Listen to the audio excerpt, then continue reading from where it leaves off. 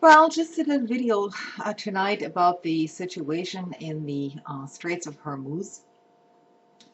This has been mentioned on the news, on the major networks, of course, that somehow the Iranians had sent out some speedboats to into the straits in order to threaten um, U.S. military ships in those waters. And the Iranians have denied that. They have said that it was a routine operation, that no threatening messages were sent. And what we hear on the official news here is that those messages were sent. You know, we're going to come at you, we're going to blow you up, and all this stuff. And sadly, nobody, hardly anybody in this country even believes what the major media or our administration is telling us. So, you know, I'm completely skeptical about any of this information, because I just can't imagine that the Iranian Revolutionary Guard, the official military over there, which incidentally has also been um, uh, tagged as a terrorist organization. Hillary Clinton actually voted for that bill. And I just can't imagine that their strategic thinking in Iran has deteriorated to the point where they can make maneuvers in the Straits of Hormuz in order to threaten major warships. Aircraft carriers, U.S. aircraft carriers, are in the Straits of Hormuz with, you know, major guns, missiles, um, F-16 fighters all ready to go, that they're just going to, you know, provoke something there.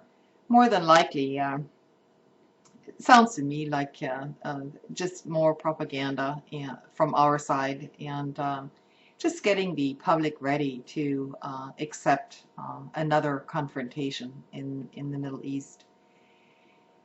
I also believe that Bush is probably going there to the Middle East in order to shore up support for any kind of future attack on Iran uh, within within some Arab nations, which have their own beefs, their own internal beefs with that country. And you know, it's not about bringing Palestinians and the Israelis together.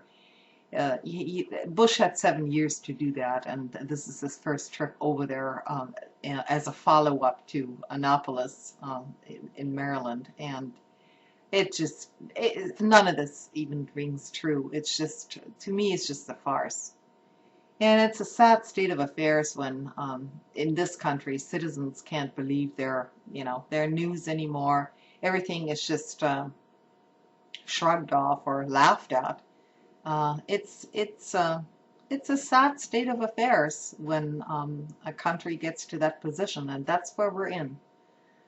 You can't take anything seriously anymore, and you know, I don't have the facts about the situation. Nobody has the facts, but it just looks like more of the same.